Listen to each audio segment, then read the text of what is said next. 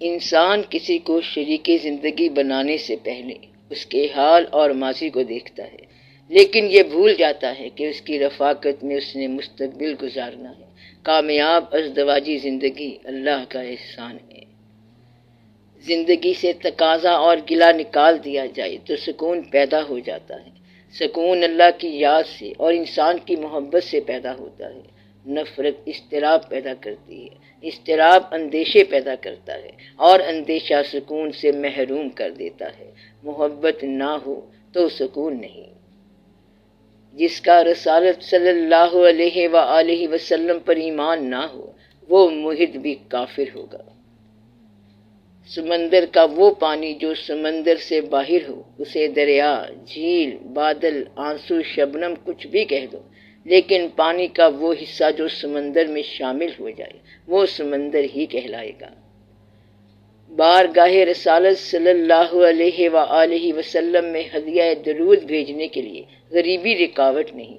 حضور اکرم صلی اللہ علیہ وسلم غریبوں میں غریب، یتیموں میں یتیم، مہاجروں میں مہاجر اور سلاطین میں سلطان زمانہ تھے۔ معاشی ناہمواریاں آپ صلی اللہ علیہ وسلم کے قرب کی راہ میں رکاوٹ نہیں، نہ سرمایہ آپ صلی اللہ علیہ وسلم کے تقرب کی ضمانت۔ گناہوں میں مبتلا انسان کا دعاؤں پر یقین نہیں رہتا۔ کائناتی نظام میں خیر و شر، اجالا اندھیرا، حق و باطل وغیرہ سب موجود ہیں۔ یہ انسان کی بیرونی دنیا ہے۔ اس کے اندرونی نظام میں بھی خیر و شر، یقین و وسوسہ وغیرہ پلتا رہتا ہے۔ ایک بندہ مومن اپنے یقین و ایمان سے وسوسوں کو ختم کرتا ہے اور خیر کی راہ اختیار کرتا ہے۔ جن مسلمانوں پر اسلام نافذ نہ ہو سکے ان مسلمانوں پر غور کرنا چاہیے۔ جو اسلام مسلمانوں پر نافذ نہ ہو سکے اس اسلام کے بارے میں غور کرنا چاہیے۔ جو قوت نافذہ مسلمانوں پر اسلام نافذ نہ کر سکے اس قوت کے بارے میں غور کرنا چاہیے۔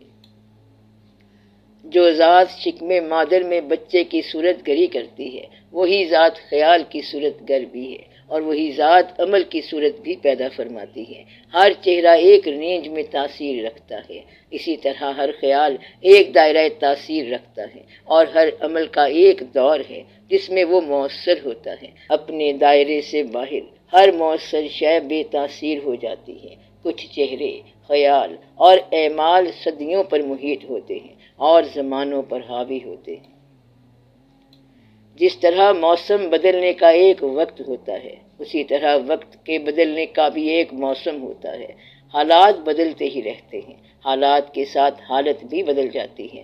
رات آ جائے تو نیند بھی کہیں سے آ ہی جاتی ہے۔ وہ انسان کامیاب ہوتا ہے جس نے ابتلا کی تاریکیوں میں امید کا چراغ روشن رکھا۔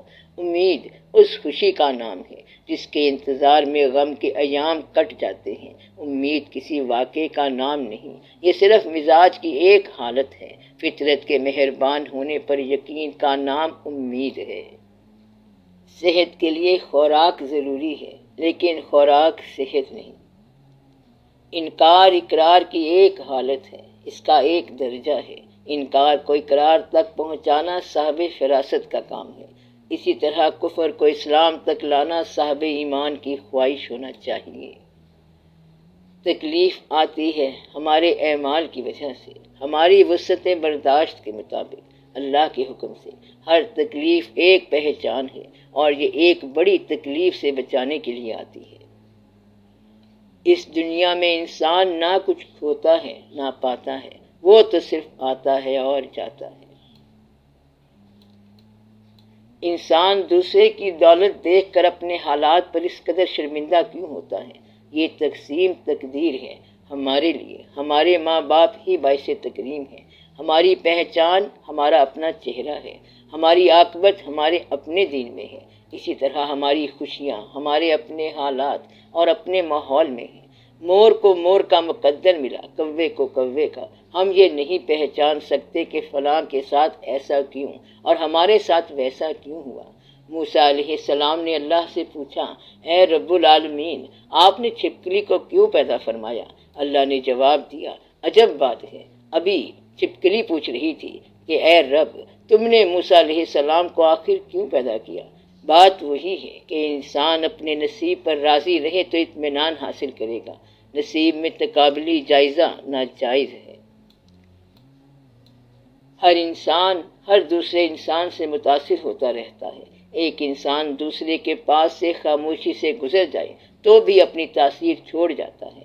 انسان دوسرے انسان کے لیے محبت، نفرت اور خوف پیدا کرتے ہی رہتے ہیں۔ ایسے بھی ہوتا ہے کہ انسان صرف نظر ملا کر دوسرے انسان کے مسائل حل کر دے، اسے باشعور کر دے، اسے عارف بنا دے۔ کچھ انسانوں کا قرب ہی علم کا ذریعہ بن جاتا ہے۔ اپنے قریب آنے والے اور پاس سے گزرنے والے اور نگاہوں میں رہنے والے انسانوں سے انسان بہت کچھ حاصل کرتا ہے، مگر خاموشی کے ساتھ۔ اگر نوح علیہ السلام کی التجا، دعا یا خواہش کے باوجود ان کا بیٹا طوفان سے نہیں بچایا گیا تو اس میں نوح علیہ السلام کی نبوت پر کوئی شک نہیں ہو سکتا۔ اللہ تعالیٰ کی مرضی ہے، چاہے تو ایک معمولی انسان کی دعا قبول کر لے، چاہے تو نبی کی بات ٹال دے۔ اللہ بے نیاز ہے۔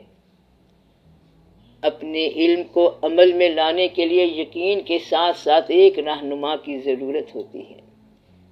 ایک انسان نے دوسرے سے پوچھا، بھائی آپ نے زندگی میں پہلا جھوٹ کب بولا؟ دوسرے نے جواب دیا، جس دن میں نے یہ اعلان کیا کہ میں ہمیشہ سچ بولتا ہوں۔ اپنے حال پر افسوس کرنا، اپنے آپ پر ترس کھانا، اپنے آپ کو لوگوں میں قابل رحم ثابت کرنا اللہ کی ناشکر گزاری ہے۔ اللہ کسی انسان پر اس کی برداشت سے زیادہ بوجھ نہیں ڈالتا۔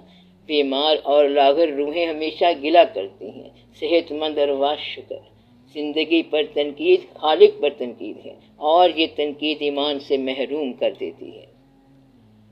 ہماری آنکھوں کے سامنے عجائبات ہیں، لیکن ہم دیکھتے نہیں۔ ایک معمولی سی بے عقل بے شعور گائے کتنا بڑا کرشمہ ہے، فطرت کا عجوبہ، گھاس سے دودھ بنانے والا حیرت انگیز کارنامہ ہم کیوں نہیں دیکھتے ہیں؟ تلاش حقیقت، تلاش حق آگاہ، تلاش صاحب دلا، تلاش امام زمان یا تلاش محرم اسرار کسی جغرافیائی سفر کا نام نہیں۔ سندباد کے سفر اور متلاشی حق کے سفر میں بڑا فرق ہے۔ حقیقت کے سفر کے لیے پہلے اپنے آپ میں اپنی حقیقت سے آگاہی حاصل کرنا چاہیے۔ آئینہ دل جتنا مصفح ہوگا اتنا ہی آسانی سے جلوہ حق قبول کر سکے گا۔ اللہ کا قرب پیشانی کو سجدے میں رکھ کر حاصل ہوتا ہے۔ سجدہ یہاں ہے، تعلق وہاں، درود شریف یہاں ہے، منظوری وہاں۔ حاصل یہ کہ پہلے اپنی ہی اصلاح ہے، خود کو اس قابل بنانا ہے کہ جلوے کا مفہوم سمجھ آ سکے۔ ابو جہل کو دیدار سے تقرب حاصل نہیں ہو سکتا۔ اویس کرنی رضی اللہ تعالیٰ عنہ کو تقرب مکانی کے بغیر ہی دیدار حاصل ہوتا ہے۔ مخلصین کو ابتدائے سفر میں ہی منزلوں کا سلام آتا ہے۔ جب عزت اور ذلت اللہ کی طرف سے ہے، رنج و راحت اللہ کی طرف سے، دولت اور غریبی اللہ کی طرف سے، زندگی اور موت اللہ کی طرف سے، تو ہمارے پاس تسلیم کے علاوہ کیا رہ جاتا ہے؟ اللہ کے محبوب صلی اللہ علیہ وآلہ وسلم کی محبت ہی عطا الہی ہے۔ حضور اقدس صلی اللہ علیہ وسلم سے محبت ایمان کی اصل ہے۔ دین کیا ہے عشق احمد کے سوا؟ دین کا بس ایک یہی معیار ہے۔ عشق مصطفیٰ صلی اللہ علیہ وسلم میں فراق بھی عطا ہے اور وصال بھی۔ حضور صلی اللہ علیہ وسلم سے محبت کرنے والے حضور صلی اللہ علیہ وسلم کی امت کے ہر فرد سے محبت کرتے ہیں، امت کی فلاح کی دعائیں مانگتے ہیں، حضور صلی اللہ علیہ وسلم کے کوچے کی گدائی کو اپنے لیے تاج شاہی سمجھتے ہیں، حضور صلی اللہ علیہ وسلم کے ارشاد کو حرف آخر سمجھتے ہیں، حضور صلی اللہ علیہ وسلم کے طالب اس کائنات کو آئینہ جمال مصطفیٰ سمجھتے ہیں، اور جمال مصطفیٰ صلی اللہ علیہ وسلم کو پرتو انوار کبریا سمجھتے ہیں۔